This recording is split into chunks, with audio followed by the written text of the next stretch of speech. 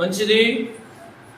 మన ప్రభువును రక్షకుడునైన యేసు క్రీస్తు నామములో ఈ మార్చి నెల మొదటి ఆరాధనకు వచ్చి పరిశుద్ధ పునరుద్ధానపు ఆరాధనకు వచ్చిన మీ అందరికీ మన ప్రభువును రక్షకుడునైన యేసు క్రీస్తు నామములో నా హృదయపూర్వకమైన వందనాలు. మీ అందరికీ ప్రైజ్ ద లార్డ్, హల్లెలూయా.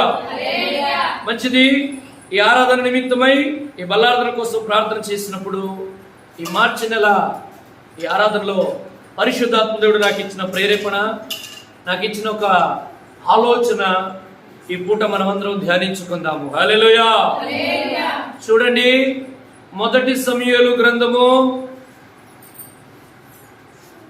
3వ అధ్యాయము 12వ వచనాన్ని ఈ పూట మనం అందరం కలిసి ధ్యానించుకుందాము. ఆ దినమున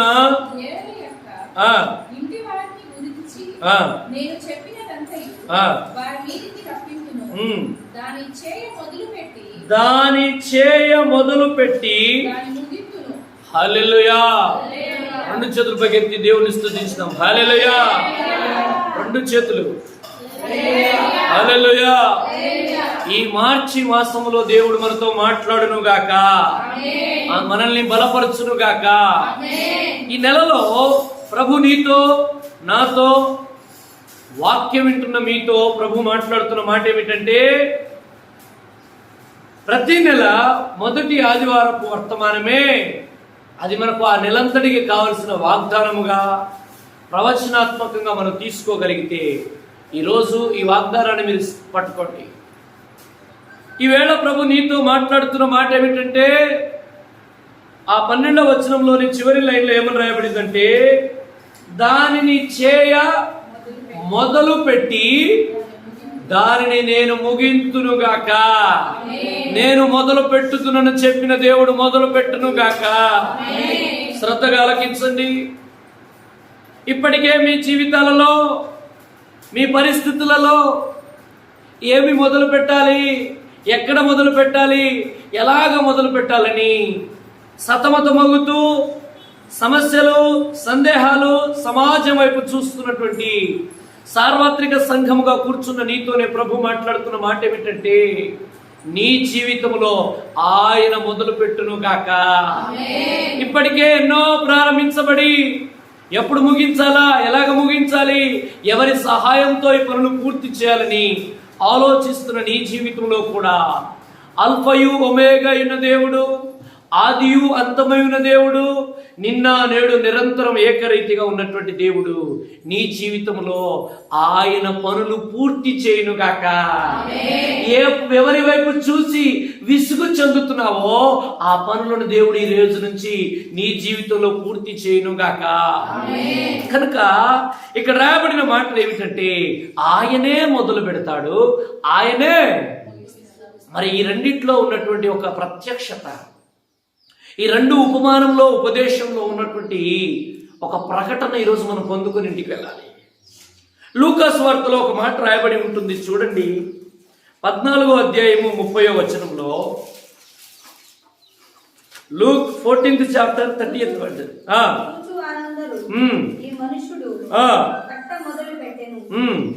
కానీ దానిని కొనసాగించలేకపోయారు.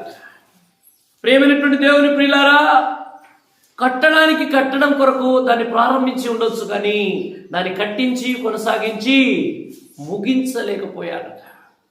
ఈవేళ ప్రభు నీతో ఏమని మాట్లాడుతున్నారంటే, ఆనాడు బాబేలు గోపురము కూడా ఆకాశమంత ఎత్తుకు కట్టి వారు పేరు తెచ్చుకుందామని ప్రారంభించారు, మొదలు పెట్టారు, కానీ ముగించలేకపోయారు. శ్రద్ధగా నా వైపు చూస్తూ దేవుని మాటలు జాగ్రత్తగా హృదయం అనే పలక మీద రాసుకొని మాటల మూటలు మీరు బతుకొని వెళ్ళిపోదురుగాక. మీరు కట్టడం ప్రారంభించవచ్చు నీ కుటుంబాన్ని, పరిస్థితిని, కానీ దాన్ని ముగించడం నీకు కుదరకపోతే ఈ రోజు నుంచి నా దేవుడే ముగించే విషయంలో ప్రత్యేకమైన శ్రద్ధ తీసుకొనుగాక. చప్పట్లు కొట్టి దేవుని మహిమపరచాము. ఈ మాటలు మీరు ప్రవచనాత్మకంగా తీసుకోండి. ఈ నెలలో ప్రభు చెప్తున్న మాటలు ఏంటంటే, ఆయనే మొదలు పెడతాడు, ఆయనే ముగిస్తాడు.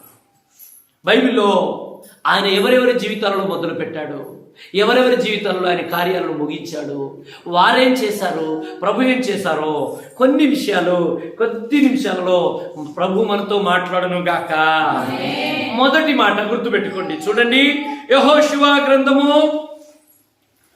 3వ అధ్యాయము 14వ వచనము. యెహోషువ గ్రంథము 3:7. సరే,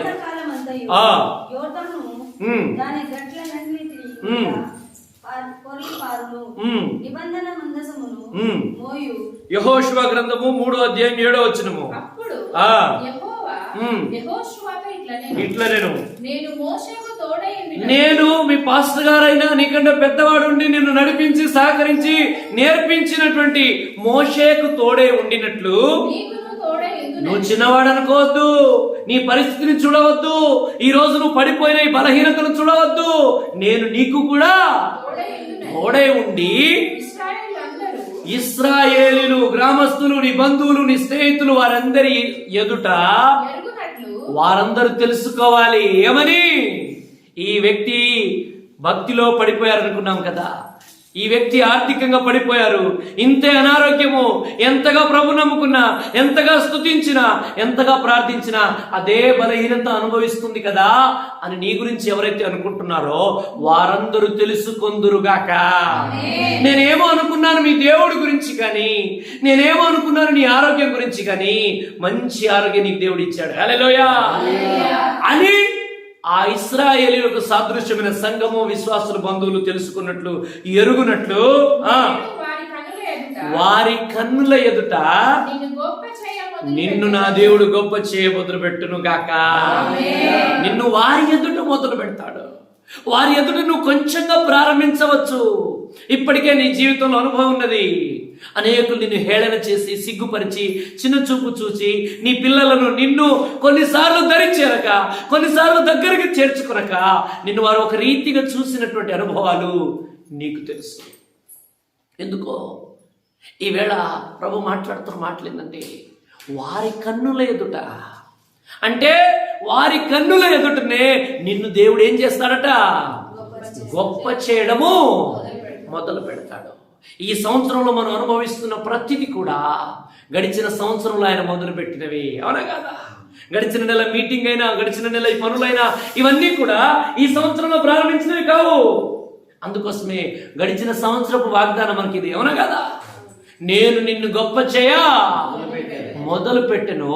అది ఆ సంవత్సరం అర్థం కాలేదు, అది ఈ సంవత్సరం అర్థం అవుతుంది. 2 చేతుల పైకి ఎత్తి స్తోత్రం చెప్తాం. హల్లెలూయా. ఈవేళ ప్రభు అంటున్న మాటలు, నానా నేను నిన్ను గొప్ప చేస్తాను. నీ పక్కవారికి చెప్పు, నిన్ను దేవుడు గొప్ప చేయబోతున్నాడు. అది హల్లెలూయా. నిన్ను ఆయన గొప్ప చేయబోతున్నప్పుడు నువ్వు ఇప్పుడు ఆయన చేతి కింద ఉండాలా, వేరే వారి కొలతో ఉండాలా, ఒకసారి ఆలోచించుకో. కనుక ఇక్కడ ఒక మాట రాయబడిన మాట ఏంటంటే, శ్రద్ధగా వినండి.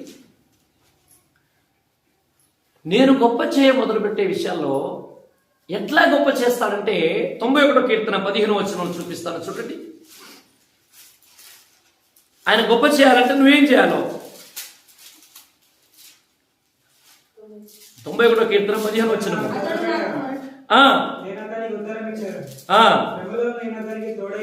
శ్రమలో నేనేం చేస్తాను?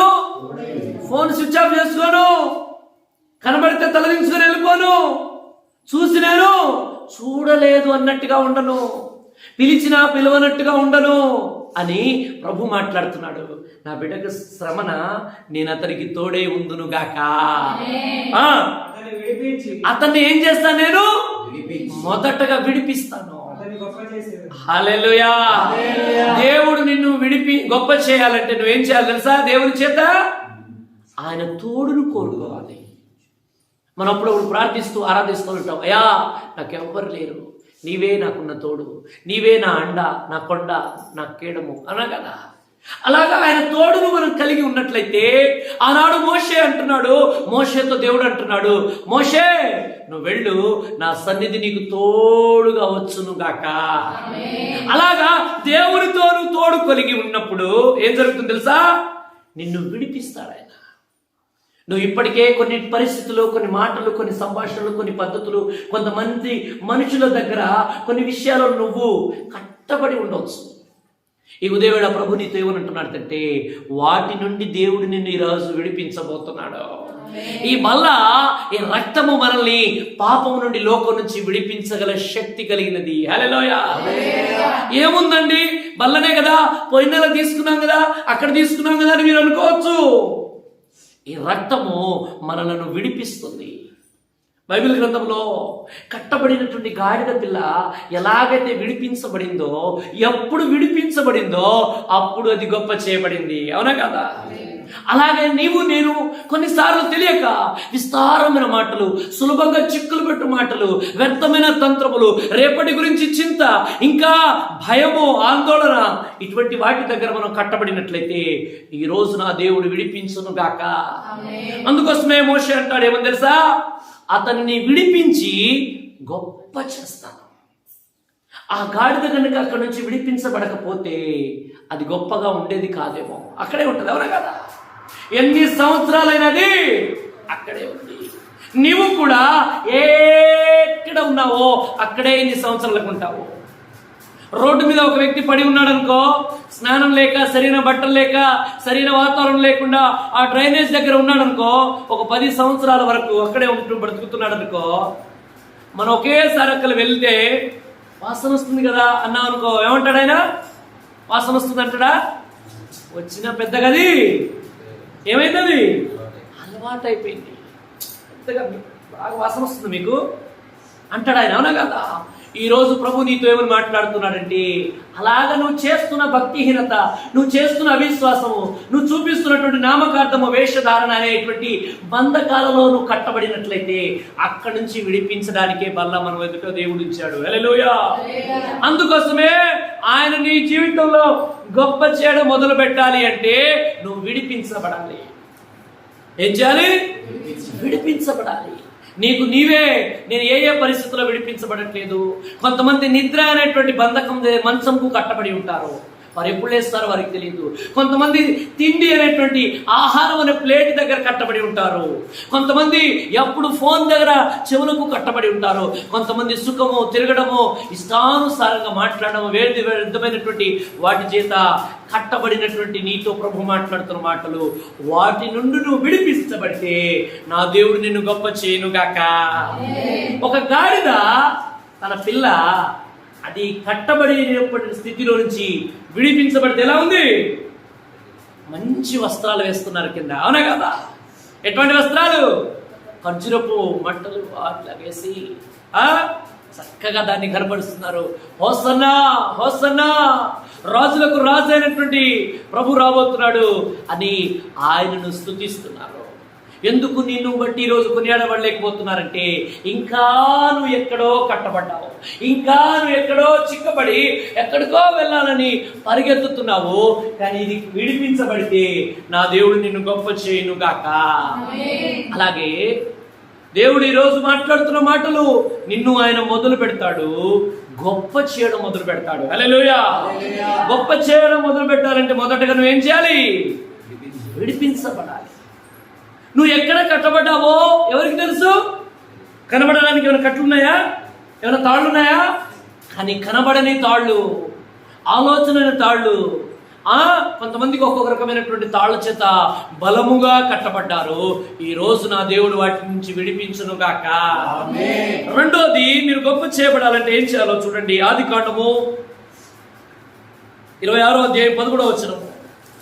ఈరోజు పరిశుద్ధాత్మ దేవుడు మనతో సుదీర్ఘంగా మాట్లాడును గాక. ఆదికాండం 26:13. అతడు మిక్కిలి గొప్పవాడగు వరకు హల్లెలూయా. అందరూ చెప్దామా? 2 చేతుల పైకి చెప్తామా? ఇక్కడ మీకు అర్థమవుతున్న వాక్యము, అతడు గొప్పవాడగు వరకు ఎలాగ అభివృద్ధి చెందాడట అంటే దాని అర్థం తెలుసా? అతడు గొప్పవాడు కావాలి అంటే ఏం చేయాలి? అభివృద్ధి చెందాలి. అవునా కదా? ప్రారంభంలో ఎలాగైతే ప్రార్థనా జీవితం ఉందో అలాగే ఉంచుకోకూడదు. క్రమక్రమంగా ఏం చేసుకోవాలి? దాన్ని అభివృద్ధి చేసుకోవాలి. ప్రారంభంలో నీకు ఒక పాట రాకపోవచ్చు, ఒక పల్లవి వచ్చి రాకపోవచ్చు. చిన్న చిన్నగా ఒక పల్లవి, ఒక చరణము, ఇంకో చరణము, ఒక పాట, ఇంకొక పాట, అలాగా నువ్వు క్రమక్రమంగా భక్తిలో అభివృద్ధి చెందాలి. నువ్వు ఆత్మలో అలాగ వర్ధిల్లాలి. అప్పుడు ఏమైతావు తెలుసా? నీవు గొప్ప వ్యక్తిగా జీవిస్తావు. కనుక ఆనాడు సమయంలో ఏలీల విషయమై మాట్లాడుతున్న మాట ఏంటంటే, వారి కుటుంబం నిమిత్తమై ఆ యొక్క మొదటి ప్రత్యక్షతగా ఉన్నటువంటి వారి జీవితంలో ఏలీ దగ్గర ఏమంటాడంటే, దానిని నేను మొదలుపెట్టి ముగిస్తాను. గుర్తుపెట్టుకోండి, ఈరోజు వర్తమానం మొదలుపెట్టి ముగిస్తాను. ఆయన మొదలు పెట్టాలంటే గొప్ప చేయడం మొదలు పెడతాడు. ప్రభువును మనం అడిగితే, అయ్యా ఎందుకు మమ్మల్ని గొప్ప చేయ పూనుకున్నారు అంటే ఆయన ఏమంటాడు తెలుసా? నేను గొప్ప దేవుడును కనుక నేను మిమ్మల్ని గొప్ప చేయాలనుకుంటున్నాను. మనం మేము గొప్ప కావాలంటే ఏం చేయాలి ప్రభు అంటే, మీరు పాపము నుంచి, లోకము నుంచి, శాపము నుంచి విడిపించబడాలి. ఓకే, విడిపించబడ్డాము. ఇప్పుడు ఏం చేయాలి ప్రభు అంటే ఆయన అంటారు, మీరు గొప్పగా జీవించే వరకు క్రమక్రమముగా అభివృద్ధి చెందాలి. ఒకప్పుడు మీకు తెలియక ఆరాధన అంత అయినాక చివరి ఆశీర్వాదం ఇచ్చేటప్పుడు మీరు మందిరానికి వచ్చే అలవాటు అనుకోకుండా స్టార్టింగ్లో మీకు జరిగింది అనుకో, అలాగే రావాలి. ఇప్పుడు చిన్న చిన్నగా దీనిలో మీరు అభివృద్ధి కావాలి. అలాగే పాటల విషయంలో, ఆరాధన విషయంలో, ప్రతి విషయంలో మీరు ఏం కావాలంటే అభివృద్ధి చెందాలి. హల్లెలూయా. మీరు ఆగండి, నేను చేస్తాను ఈ పని అని మీరు అభివృద్ధిలోనికి నడవాలి. ఎవరి జీవితంలో అభివృద్ధి ఉంటుందో క్రమక్రమంగా ఆ అభివృద్ధి ఎక్కడికి నడిపిస్తుంది తెలుసా? ఆయనను గొప్ప వ్యక్తిగా చేస్తుంది. కనుక దేవుడు నిన్ను గొప్ప చేయును గాక, అది ఈరోజు మొదలు పెట్టును గాక. కనుక ఆయన మొదలు పెట్టే ఇంకో విషయం చూపిస్తాను చూడండి. యెషయా గ్రంథము 42వ అధ్యాయము 21వ వచనము. స్తోత్రాలయ. యెషయా గ్రంథము 42:21.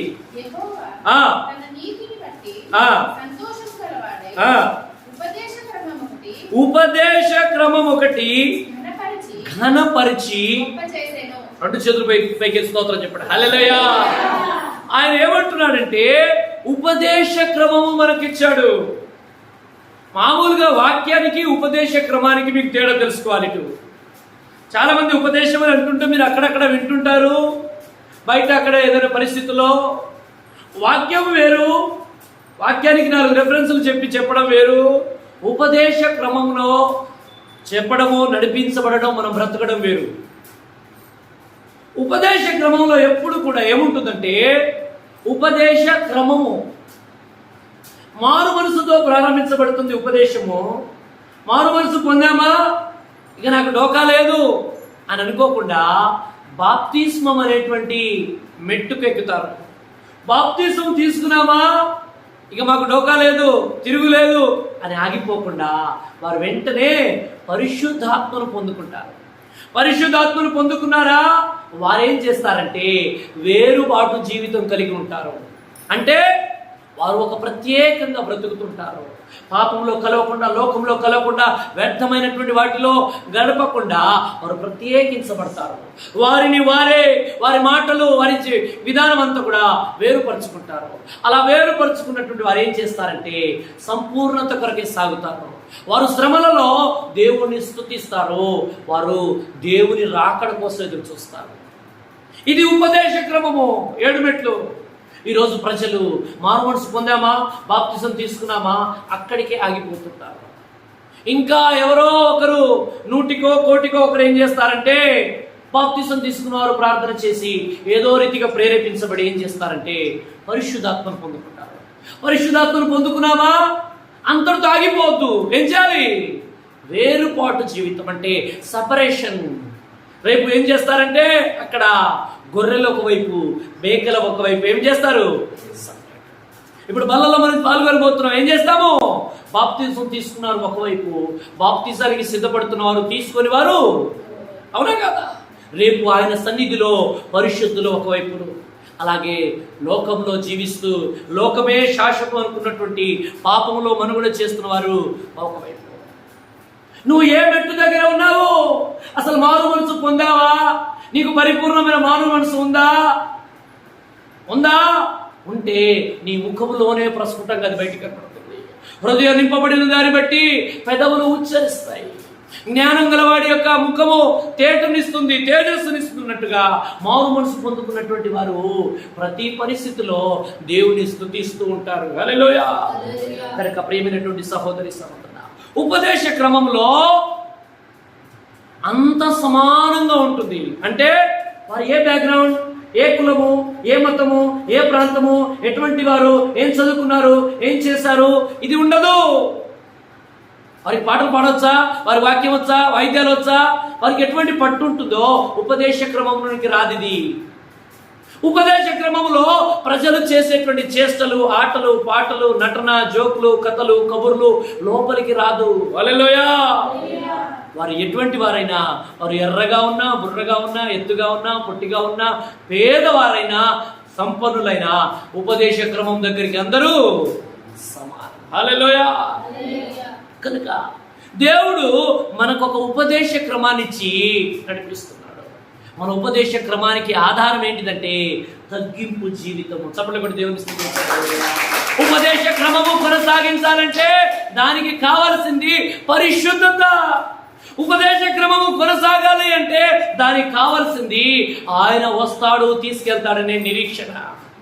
కనుక సంఘాలు ఈ రోజుల్లో, విశ్వాసులు ఈ రోజుల్లో వారిని భ్రమపరిచినట్లుగా వారిని తృప్తిపరుస్తుంటారు. సంఘాలలో ఉపదేశ క్రమంలో ఉన్న సంఘాలకు, వ్యత్యాసం ఉన్న సంఘాలకు ఏంటిదంటే, నా వైపు చూడాలి. ఉపదేశ క్రమంలో నడిచే సంఘాలు, సేవకుడు ఎలా ఉంటారంటే వారు మనల్ని నడిపిస్తారు. ఉపదేశ క్రమం లేని సంఘాలు, సేవకులు, అక్కడ విశ్వాసులు ఏం చేస్తారంటే ఈ విశ్వాసులే పాస్టర్ గారిని నడిపిస్తారు. ఇలా 15 నిమిషాలు వాక్యం చెప్పాలంటే 15 నిమిషాలు చెప్పాలి. ఇలా ఇది చెప్పాలంటే ఇది ఇస్తే అదే చెప్పాలి. ఇలా ఉండాలి, ఇట్లా చేయాలి. ఇలా బర్త్డేనా, ఇలా మాకు కుదరదు, రేపు రండి. గృహకుడిగా పెట్టుకుందాం అన్నాం అనుకో, ఇలా మా ఇంట్లో పుట్టినరోజు లేదు, 4 రోజుల తర్వాత రండి అని విశ్వాసులే సర్వోన్నతుడైనటువంటి దేవుని సంఘాన్ని నడిపిస్తూ ఉంటారు. అది ఉపదేశ క్రమం కానిది.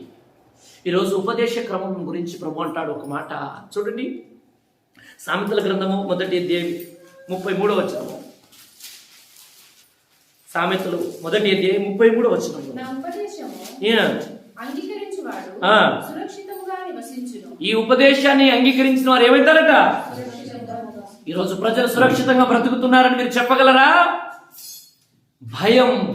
భయాల మధ్యలో భీతెక్కిగా ఉంటున్నారు. వాక్యం అంటుంది ఉపదేశ క్రమాన్ని అంగీకరించాలి. వాక్యం బాగుంది, సూపర్ మెసేజ్ అని దాంతో తృప్తి ఏమి, అది అంగీకరించాలి. సరి చేసుకో, ఇది కడవరి కాలము, ప్రభు రాబోతున్నాడు అనేటువంటి ఆ వర్తమానము, ఆ ప్రత్యక్షతను ఏం చేయాలంటే అంగీకరించాలి. ఎస్, నాతో పరిశుద్ధాత్మ దేవుడు మాట్లాడాడు, ఏమని నేను సరి చేసుకోవాలి. అలాగా ఎవరైతే అంగీకరిస్తుంటారో వారు సురక్షితంగా బ్రతుకుదురుగాక. మీరు అటువంటి ఆ సమూహంగా మార్చబడుదురుగాక. మీరు సురక్షితంగా క్షేమంగా ఉందురుగాక. అంటే ఏం చేయాలి?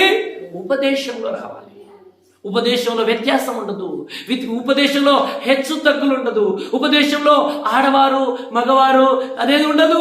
ఉపదేశం దగ్గరికి వచ్చేసరికి అందరూ సమానం. హల్లెలూయా. ఉపదేశం వచ్చేసరికి ప్రభు తప్ప ఇంకొకటి కనపడదు. ఉపదేశం వచ్చేసరికి ఏమైతుంది తెలుసా? ఆయననే మహిమపరచాలి, ఆయన నామమే ఘనపరచబడాలని దాహం ఉంటుంది. మనము కాదు, ఆయన కనబడాలి. మనము వినబడొద్దు, ఆయనే ప్రజలకు వినబడాలి. హల్లెలూయా. కనుక ఆనాడు ప్రజలు ఉపదేశంలో ఆది అపోస్తులు ఏం చేశారంటే ఉపదేశ క్రమం చొప్పున ఆ ప్రవక్తలు అపోస్తుల పునాదులు వేశారు దీని మీద. ఆనాడు అననీయ సఫీరియా లాంటి వారు ఏం చేసేవారంటే ఏది కలిగినా ఆ రోజుల్లో ఎంత కలిగినా అదేం చేసేవాళ్ళు తెలుసా? సేవకుల పాదాల దగ్గర పెట్టేవాళ్ళు. మీరు పరిచర్యలు వాడతారో, మీరు దేనికి వాడతారో, పరిశుద్ధాత్మ దేవుడు మీకు ఎటువంటి నడిపిస్తారో అలాగ వాడమంటారు. ఈరోజు సంఘాలు, మీరు చూస్తున్న టీవీలు, మీరు ఇంట్రెస్ట్గా అభిమానిస్తూ వింటున్నటువంటి యూట్యూబ్ మెసేజ్లలో మీరు గమనిస్తున్నారా? సంఘము అది ఉపదేశ క్రమంలో నడిపిస్తుందా? అది ఒకేసారి ఇలాగా పెరుగుతుంది కానీ దానికి ఆధారము, దానికి నడిపింపు ఉన్నదా? అది సరి అయినదేనా? అది జీవన విధానంతో, అనుభవంతో, పరిశుద్ధతతో కలిగినదేనా అని వివేచనతో మీరు ఉండాలని ఎందుకో పరిశుద్ధాత్మ దేవుడు జ్ఞాపకం చేస్తున్నాడు. హల్లెలూయా. కనుక న్యాయాధిపతుల గ్రంథంలో సంసోను జీవితంతో ఒక మాట మాట్లాడతారు ఆయన. చూడండి, న్యాయాధిపతుల గ్రంథము 13వ అధ్యాయము 25వ వచనము. 13:25. మరియు యెహోవా ఆత్మ జోర్యాకును ఎస్తయోనుకును మధ్యనున్న మహానేతలను అతనిని రేపుటకు మొదలు పెట్టెను. హల్లెలూయా. నా వైపు చూడండి, ఇక్కడ సంసోను విషయమై దేవుడు మాట్లాడుతున్నాడు. ఇది ప్రతి ఒక్కరికి అవసరమైనది, నాకు అవసరమైనదే, నీకు అవసరమైనది. ఇక్కడ రాయబడిన మాట చూడండి, 2 స్థలాల మధ్యలో సంసోను ఉన్నాడు. ఇటు వెళ్ళాలా, ఇటు వెళ్ళాలా. ఈ రెండింటి మధ్యలో ఈ యొక్క సంసోనును దేవుడు ఏం చేస్తున్నాడు తెలుసా? రేపుతున్నాడు. మామూలుగా సాధారణంగా తన భక్తి ఏదో, తన పాటలు ఏదో, తన భక్తి ఏదో, తన పని ఏదో, తన మందిరం ఏదో, ప్రార్థన ఏదో, తన కుటుంబం ఏదో నడిపించుకుంటున్నటువంటి ఈ సంసోను అనేటువంటి యవనస్తుడితో ప్రభు ఏం చేస్తున్నాడు తెలుసా? తను ఒకసారి రేపుతున్నాడు. మన భాషలో, పల్లెటూరు భాషలో ఒకసారి అతన్ని రెచ్చగొడుతున్నాడు. నువ్వు ఆ తిమ్నాతుకు వెళ్ళు, అక్కడికి వెళ్ళి నా పట్ల నువ్వు న్యాయాధిపతిగా ఉండాలని అతను రేపుతున్నాడు. దేవుని యందు ఎవరైతే భక్తిగా ఉంటారో వారిని ఆయన ఒకసారి రేపి చూస్తాడు. ఇది అనుభవంతో చెప్తున్న ఈ మాటలు. అదే 25వ వచనం పైన 24వ వచనంలో ఏముంటుంది తెలుసా? అతనిని యెహోవా ఆశీర్వదించెను. హల్లెలూయా. ఎప్పుడైతే ఆశీర్వాదం వచ్చిందో ఇక తీరిపోయింది, సమస్య పోయింది, అనారోగ్యం పోయింది, పిల్లల పెళ్ళిళ్ళైనాయి, ఉద్యోగం వచ్చింది, కారు కొనుక్కున్నామో, ఇది తీసుకున్నామో, ఇక అయిపోయింది చాలు ఉన్నదానికి అని అనుకోవద్దు. నాది మనం అయిపోయింది అనుకుంటే ఆయన ప్రారంభిస్తాడు. నేను ఈ మాట మీకు ఎందుకు చెప్తున్నానంటే, భక్తిలో అదే స్థితిలో ఉండొద్దని ప్రభు కోరుకుంటున్నాడు. ఊజు అనే దేశంలో ఒక వ్యక్తి ఉన్నాడు. ఆయన పేరు యోబు.